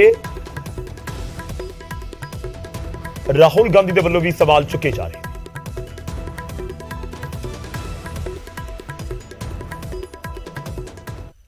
फेक रेड जिसे दबाव कांग्रेस के ऊपर लगातार कांग्रेस के नेताओं व कार्यकर्ताओं के ऊपर केंद्र सरकार द्वारा दबाव, हाँ कुछ नेता है उस दबाव के अंदर भारतीय जनता पार्टी उन्होंने ज्वाइन कर ली है, पर चरणजीत सिंह चन्नी और तमाम कांग्रेस के नेता कितना भी दबाने की कोशिश करेंगे, मजबूती से पंजाब के साथ खड़े रहेंगे। देखो ਕਿਸੇ ਦੇ ਉੱਤੇ ਵੀ ਰੇਡ ਹੋਣ ਦਾ ਮਤਲਬ ਇਹ ਨਹੀਂ ਵੀ ਉਹ ਗਿਲਟੀ ਹੈ, ਜਦ ਤੱਕ ਉਹ ਤੱਥ ਪ੍ਰੂਵ ਨਹੀਂ ਹੁੰਦੇ। ਸਮਝਦੇ ਹੋ ਮੇਰੀ ਗੱਲ? ਰੇਡਾਂ ਮਾਰ ਕੇ ਹੀ ਤਾਂ ਬਾਹ ਮਰੋੜੀ ਹੈ। ਸਾਡਾ ਪੁਰਾਣਾ ਚੀਫ ਮਿਨਿਸਟਰ ਵੀ ਚਾਉਂ ਚਾਉਂ ਕਰਦਾ ਸੀ, ਉਹਦੇ ਵੀ ਤੇ ਰੇਡਾਂ ਹੀ ਪਈਆਂ ਸੀ। जब राजनीतिक तौर से सारी चीजें खंगाल ली और एक गरीब दलित युवा पंजाब के मुख्यमंत्री सरदार चरणजीत सिंह चन्नी के खिलाफ कुछ नहीं मिला, तो इस प्रकार के उल जलूल, बेतुके और बचकाने इल्जामात लेकर भारतीय जनता पार्टी मैदान में आई। ये एक नफरत की राजनीति बीजेपी कर रही है। अभी किसानों ने रैली नहीं होने दी, रैली इनकी फ्लॉप होगी, और ये एक तो गुस्सा सरकार के ऊपर निकाल रहे हैं। ठीक है, आपको कुछ गलती हुई है तो उसका कानूनी प्रक्रिया आप अडॉप्ट कीजिए। ईडी का कोई नोटिस देना तो उनको बुला लीजिए, कोई आपके कुछ लगता है। दूसरी बात, ये भूल रहे हैं ये असम नहीं है, ये बंगाल नहीं है कि यहाँ आप ईडी से किसी को डराओगे। डरे तो बंगाली भी नहीं है, उन्होंने भी शेर की तरह मुकाबला किया है, तो पंजाब भी शेर की तरह मुकाबला करेगा। चाहे 117 के 117 कैंडिडेट के ऊपर कंटिन्यू वोटिंग के दिन तक आप ईडी बैठा रखो, डरने वाले नहीं है हम किसी बात से। ये आपको समझ चाहिए। आपने किसानी संघर्ष देखा ना, उसी धरती से हैं, उसी धरती में आगे पुत्र हैं हम लोग। ये ईडी वीडी वाला काम है ना, ये बंद करो। और ये ना तो मुख्यमंत्री डरेगा ना हम लोग डरने वाले हैं। हिम्मत है तो 117 के ऊपर ईडी करो। ਤਾਂ ਈਡੀ ਦੇ ਵੱਲੋਂ ਐਕਸ਼ਨ ਕੀਤਾ ਜਾ ਰਿਹਾ। ਪੰਜਾਬ ਦੇ ਵਿੱਚ ਵੱਖ-ਵੱਖ ਥਾਵਾਂ ਦੇ ਉੱਤੇ ਛਾਪੇਮਾਰੀ ਈਡੀ ਦੇ ਵੱਲੋਂ ਜਾਰੀ ਹੈ। ਮੋਹਾਲੀ ਦੇ ਵਿੱਚ ਵੀ, ਮੋਹਾਲੀ ਦੀ ਇੱਕ ਹਾਈ ਪ੍ਰੋਫਾਈਲ ਸੁਸਾਇਟੀ ਹੈ ਹੋਮਲੈਂਡ, ਉੱਥੇ ਵੀ ਛਾਪੇਮਾਰੀ ਕੀਤੀ ਗਈ। ਜੋ ਛਾਪੇਮਾਰੀ ਕੱਲ ਸਵੇਰ ਤੋਂ ਲੈ ਕੇ ਅੱਜ ਸਵੇਰ ਕਰੀਬ 20-22 ਘੰਟੇ ਚੱਲਦੀ ਰਹੀ ਤੇ ਉਸ ਥਾਂ ਤੋਂ ਗਰਾਊਂਡ ਜ਼ੀਰੋ ਤੋਂ ਜਾਇਜ਼ਾ ਲਿਆ ਸਾਡੇ ਸਹਿਯੋਗੀ ਮਨੋਜ ਕੁਮਾਰ ਨੇ।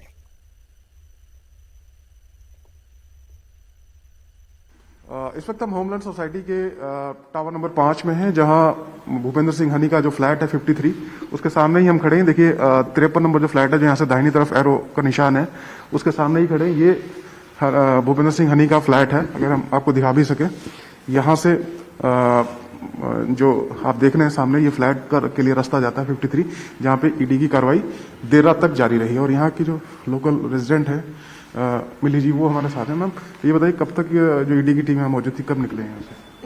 जी, मैं साथ वाले फ्लैट में ही रहती हूँ। तो कल पूरी रात यहाँ पे 2 सिक्योरिटी गार्ड्स बैठे थे और सुबह 5:30 के आसपास काफी हलचल हुई है और काफी लोग आए हैं, गए हैं, और 3 इनोवा वैन्स हमने जाते हुए देखी हैं, इनोवा गाड़ियां, और काफी लोग गए हैं यहाँ से। किसी को लेकर भी गए यहाँ पे जो लोग रहते थे, उनमें से किसी को साथ? सुबह हम कह नहीं सकते क्योंकि काफी सिविल ड्रेस में लोग थे और 3 गाड़ियां गई हैं, तो शायद काफी लोग होंगे। कुछ यहाँ से दस्तावेज, कुछ चीजें भी लेके गए, बरामद की हैं? कल जो सुनने में आया कि कुछ कैश की बरामदगी थी, वो भी हमें न्यूज से ही पता चला, पर हमने ज्यादा देखा नहीं है। लेकिन कल पूरी रात हलचल रही है और सिक्योरिटी यहाँ पे बैठी रही है रात तक। कितने लोग, अगर आपने कोई जानकारी मिली हो, थे यहाँ पर ईडी की टीम में जो गए हैं वापस, या कुछ और लोग उन्होंने ज्वाइन किया हो बाद में? जी, टू बी वेरी ऑनेस्ट नहीं कह सकती, हमने नहीं देखा। जी। तो अब इस फ्लैट में कोई है या सब चले गए यहाँ से? देखने से तो यही लग रहा है कि सब चले गए हैं। फ्लैट लॉक्ड है और सन्नाटा है, बिल्कुल मेरे को लगता नहीं कोई है। बहुत बहुत शुक्रिया मैम। तो ये लोकल रेजिडेंट हैं जो यहीं सामने के फ्लैट में रहते हैं, बता रहे हैं कि सुबह 5-5:30 बजे के करीब जो ईडी की टीम यहाँ से निकली है, 3 इनोवा गाड़ियां थी और बहुत सारा जो उनके साथ में जो सामान था या हम कहें दस्तावेज थे, वो भी यहाँ मौजूद थे। मोहाली से कैमरामैन संदीप के साथ मनोज कुमार, न्यूज़ 18।